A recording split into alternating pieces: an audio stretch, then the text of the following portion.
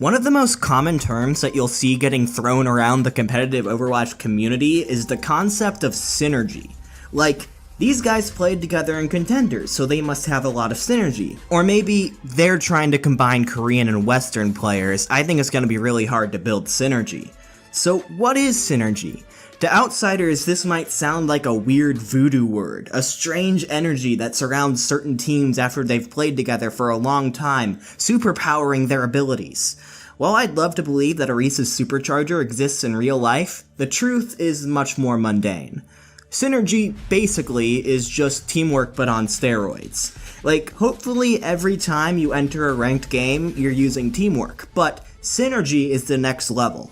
Teamwork is talking with your teammates to figure out your plan before the fight. Synergy is knowing what the plan is with little to no prior discussion. Teamwork is bubbling your Reinhardt when he calls for it. Synergy is knowing when he's going to need the bubble, regardless of if he calls for it or not. So obviously, in a team-reliant game like Overwatch, having players with a lot of synergy is a huge but lucrative advantage, because you can only get it by playing together as a team for years. This is why teams like the NYXL and the Seoul Dynasty in Season 1 decided to pick up almost the entirety of a single roster in contenders, and they initially found a lot of success with it. But in Season 2, a team emerged that blew them out of the water. This was a team that it felt like they could read each other's minds. They played like a well-oiled machine, blowing away anyone who dared to oppose them. Why? Sure, they were really good, but as cheesy as it sounds, they weren't just a team. They were a family. This is the story of the Vancouver Titans.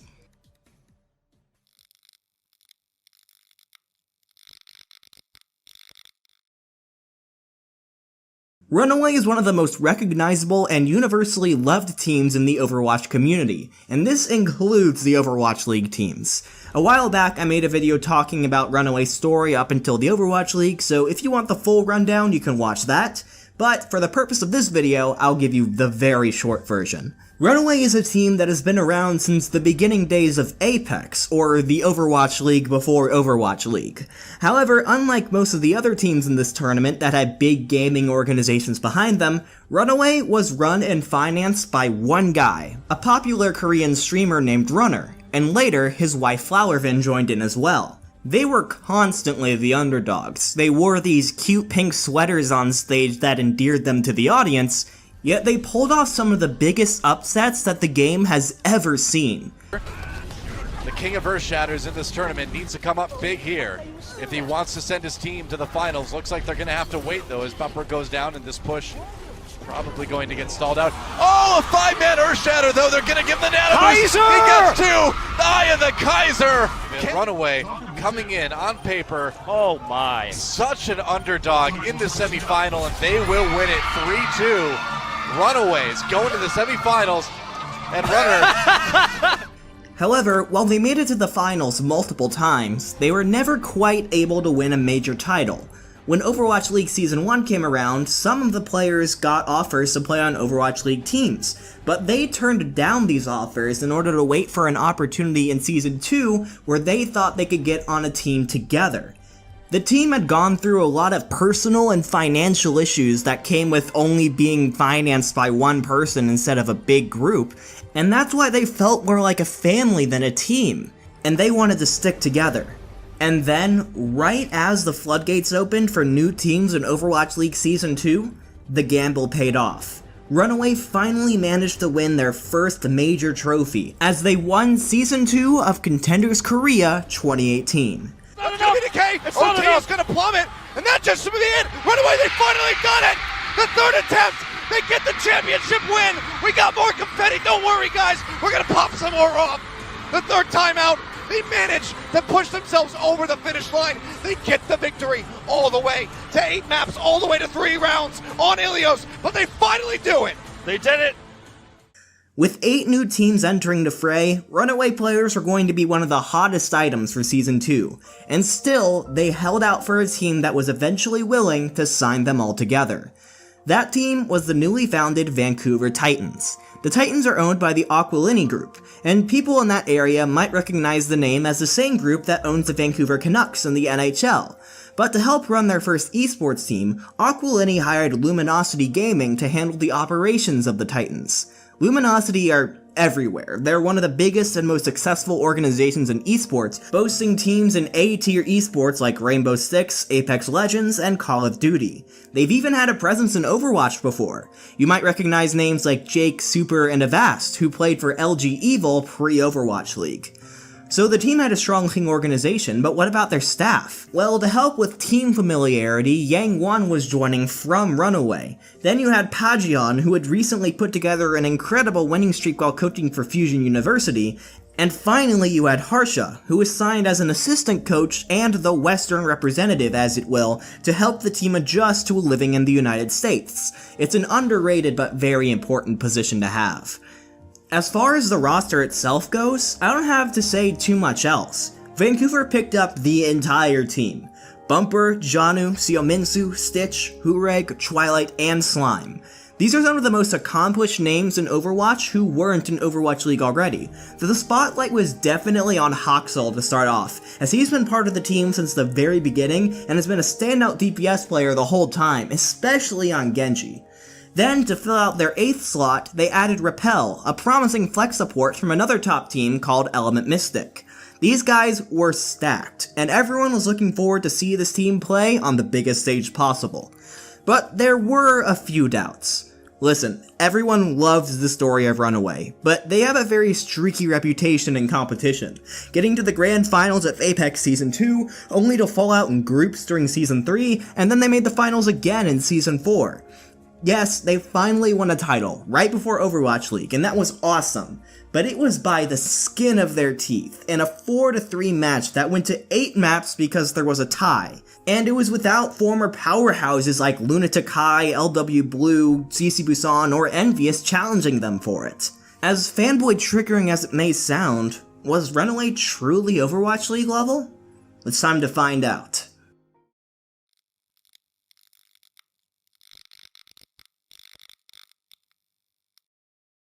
So, remember like 5 minutes ago when I was talking about the importance of synergy?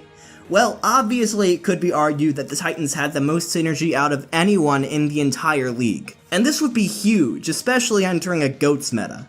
With no DPS heroes being picked at all, mechanical skill wasn't going to win games for the time being. Instead, it was going to have to be teamwork. Not only did they have that, but Runaway, aka the Titans, were arguably more practiced in GOATS than any other Overwatch League team because they just won contenders with it. So let's break down the team at this point. In the past, Stitch and Haxel have been the starting DPS duo for Runaway, but when GOATS became meta, Siominsu took the spot from Stitch due to his lethal Zarya. He quickly became one of the top 3 Zaryas in the entire league, and on the other side, Haxel was doing the impossible, standing out on Brig. He farmed his rally ridiculously fast, had a 6th sense for when his teammates would need his armor packs, and could sniff out a Sombra with EMP like nobody's business. Twilight and Slime were both Rookie of the Year candidates, keeping up their tanks incredibly well while also delivering on individual plays, and Janu's Diva was also top 5 at least. But if you watched the Titans last season, you know what I'm getting to here. Let's talk about Bumper. 근데 저희가 잘하는 게 아니라 서울이 너무 못하는 것 같아요. I don't think we played that well. I mean, it's not that we played well. I feel like just Seoul wasn't playing that good. That's why we won. Woo! As the main tank and fearless leader of the Titans, Bumper was the linchpin of their strategies. They played an aggressive, no-fear style of GOATS, and that all stemmed from the main tank.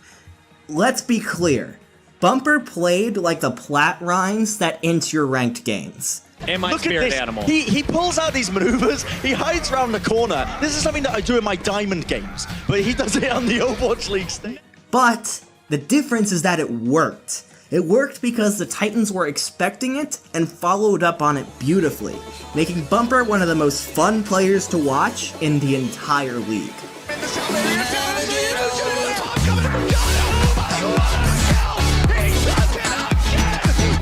Bumper is so bonkers, it's nuts. That's 3 kills for Bumper so far. Oh, that's carnage!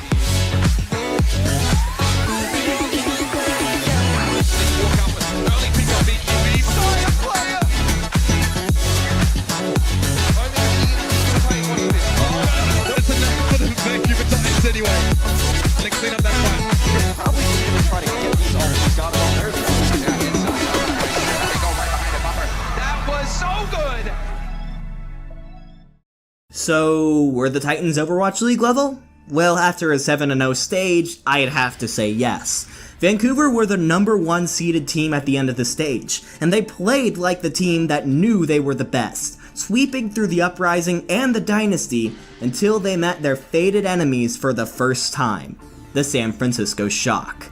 Entering the playoffs as a 6th seed, the Shock weren't thought of much going into the playoffs, especially when the Titans defeated them 3-1 earlier in the stage. But they had been rounding into form, similarly sweeping through the bracket on their way to the finals.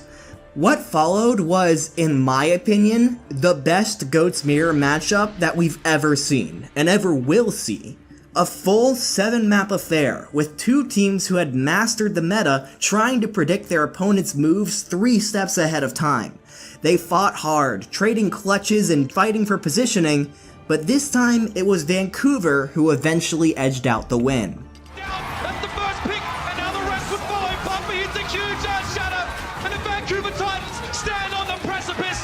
They say the North never forgets, but now the North will never be forgotten. And the Vancouver Titans take what was promised to them, but they knew that was theirs alone.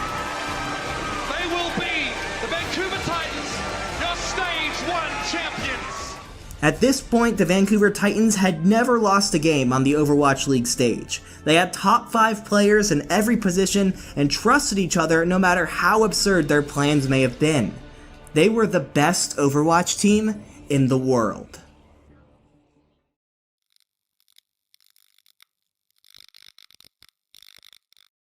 Okay, so basically Stage 2 for the Titans was the same as Stage 1.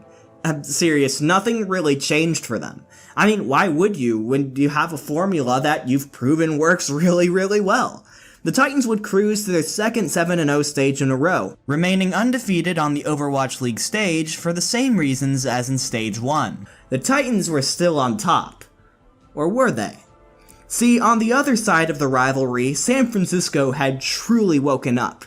The Shock had figured out how to play Goats to its maximum potential, and not only did they go 7-0 in matches this stage, they went 28-0 in maps. They were the first and currently only team in Overwatch League history to do this, and you can watch my San Francisco season in review to learn more about how they got there. So Vancouver and San Francisco were the top 2 seeds heading into the Stage 2 playoffs, and once again, they both breezed into the finals with little to no resistance from anyone else. At this point, it was clear that the #1 spot was a 2-horse race. So, the Titans and the Shock met each other in the finals match for the second time in a row, but this time was different. While the Titans had a set playstyle and committed to it very well, the Shock were more adaptable from team to team, and I would bet that they had been game planning for this rematch ever since they lost in Stage 1. Vancouver put up a good fight, but in the end, it wasn't meant to be. Summon Soon knocked down. He's taken out Soon. Janu down as well. And the Shock, they may have done it. Only bumper remaining. Hawksall just trying to stay on the point. But that's going to be it. The grab from Sinatra comes in. And the Shock have done it. They are your Stage 2 champions. Just like that, the title of the best team in the league had switched hands. And Vancouver was forced to face something that they hadn't dealt with all season long. Loss.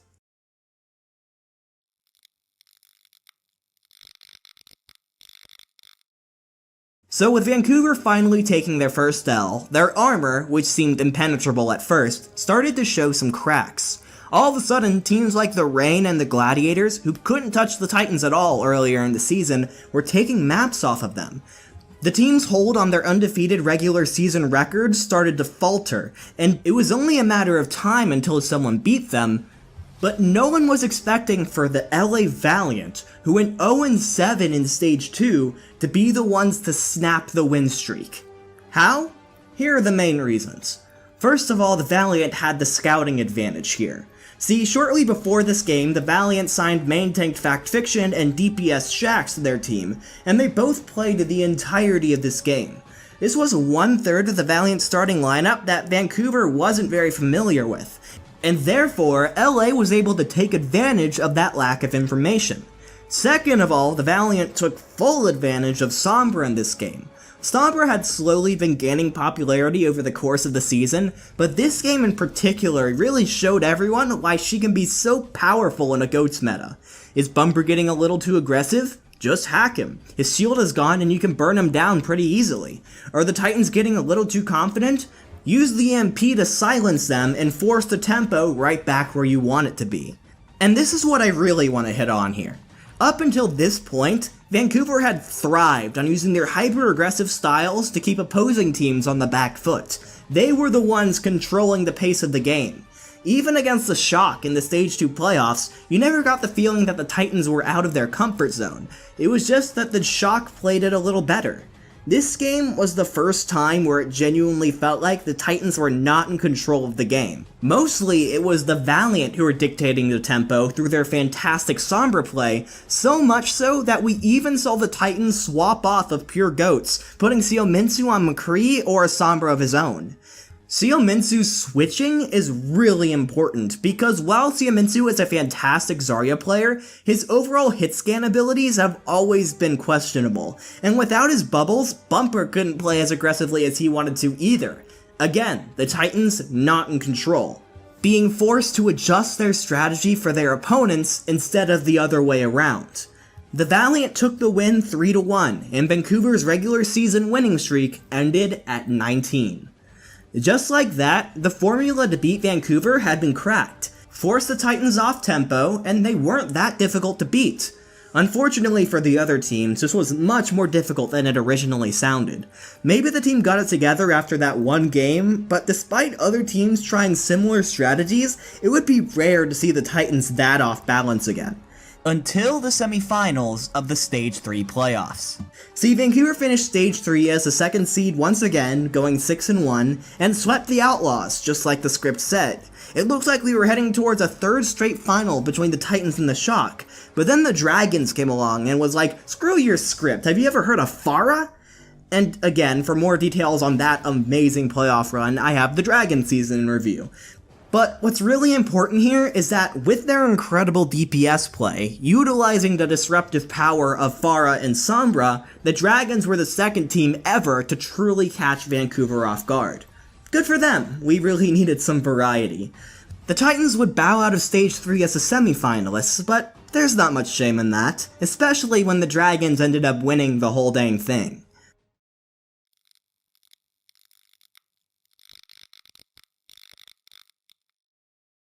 So here are the important things to note about Stage 4.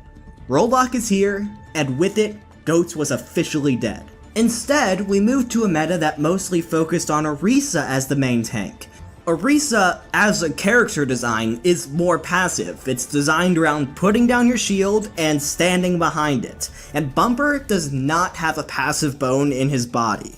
So in Stage 4, the Titans signed on TZ. Now, Overwatch League fans may remember TZ as that one guy that the Spitfire signed who never saw a map of stage time and then got released. Why would Vancouver sign a brand new main tank so late into the season? Doesn't that go against the whole synergy thing? And the answer is no, because before his time on the Spitfire, TZ was the main tank for, you guessed it, Runaway. So this was really just him reuniting with his former teammates. As the stage went on, TZ would eventually take the starting off-tank slot from Bumper, and he did a good job. It's difficult to stand out on a hero like Orisa, but he did his job pretty well. But it is a good thing that Janu was insanely good at Roadhog. Doesn't really slow down New York too much. Hook gets denied by the Orisa shield. Nice hook on the Jonak. Nano boost too. Yeah. Janu though, gets 2, gets 3, with the whole hog of 4K, making it near 5K for Janu 6K! Janu kills everyone! Of course, something else that needs to be mentioned here is that Siominsu couldn't play Zarya anymore. And as I've mentioned, his abilities on hitscan heroes have been brought into question a lot. So throughout Stage 4, the Titans tried a mixture of Siominsu, Stitch, and Hureg to put alongside Haxel in the starting position. And while this might be a part of why the Titans took 2 losses this stage, it was against 2 of the best teams at the time in the Shock and the Justice. Haxel, though, was solid in every hero he played, from Mei to Doomfist to even Genji. rest goes through on the Twilight. Johnny eliminated. Dragon Strike tossed through. Look at the chip down bumper. They take him low, but Hoxel just casually goes in and gets himself a 3K. And this, paired with his incredible Brigitte play earlier in the season, is why he earned the honor of Rookie of the Year. But you could argue this distinction for any member of the starting roster. They were that good. In fact, Twilight and Janu were both nominated for the MVP award. The only other team with 2 entrants, of course, was the Shock. The Titans finished the season 25-3, enough for first seed overall going into the playoffs.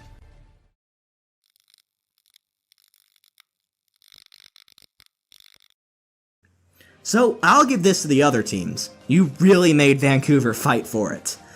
Now that the Titans didn't have the teamwork reliant Goats comp to fall back on, teams who faced them in the playoffs like the Dynasty, the Gladiators, and the NYXL were able to make the team look very mortal. But thanks to some fantastic Doomfist play from Haxel and well synergized play from the team as a whole, the Titans were always able to pull through, even when New York took them to a full 7 maps. This meant that in their first season of existence, the Vancouver Titans would be competing in the Grand Finals, which was just crazy. But, of course, who would be meeting them in Philadelphia if it wasn't the San Francisco Shock? After getting sent to the losers bracket early thanks to the Atlanta Reign, the Shock were on a tear, going undefeated in maps since then. With that, the heavyweight fight was formed. This was the 3rd time that the Titans and the Shock had met in a Grand Finals match. The Titans won the first, the Shock won the second, and now it was time to break the tie with everything on the line. It would be glorious, it would be extraordinary, it would... Wait, it's over already? Yeah, the Shock were just better. From the very beginning, they had the Titans beat. They had their moments, sure, but overall, San Francisco just had a better handle of the meta, or they weren't as nervous, or they worked better together, or something. This would be the most lopsided fight between these two teams all season long. After getting swept 4-0, the Titans finished Overwatch League Season 2 in 2nd place overall.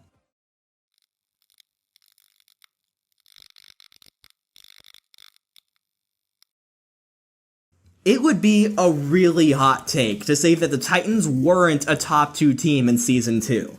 For almost half of the season, the Vancouver Titans were the best team in all of Overwatch, and even when they eventually got dethroned, they still stayed near the top. Even when their supposed weaknesses were exposed, Vancouver was so far above everyone that most teams just couldn't take advantage of it. This is the kind of performance you get when you have a team that trusts each other as much as the Titans did. Like, if Bumper told the team to jump off of the Eichenwald Bridge, they probably would have done it. You put that level of trust on a team that had a majority of their starting players sitting top 5 in their roles, and the fact is that the Titans had one of the most successful seasons in the history of Overwatch League. That should come as no shock to anyone. Even if they came up short at the very end, we look back at the Season 2 Vancouver Titans as one of the best teams to ever touch the stage. Was Runaway Overwatch League level? You tell me. That's why my final rating for the Vancouver Titans in Season 2 of the Overwatch League is an A. Thank you all so much for watching. I hope you enjoyed looking back at Vancouver's season as much as I did. Looking forward, the Titans have shaken up their roster a bit for Season 3. How do you think they'll do? Let me know in the comments. As always, if you liked this video and want to see more, leave a like and subscribe. It would make me so happy if you did, and, you know, give that notification bell a tap too. I'd really appreciate it. Anyways, let's see who we'll be talking about next.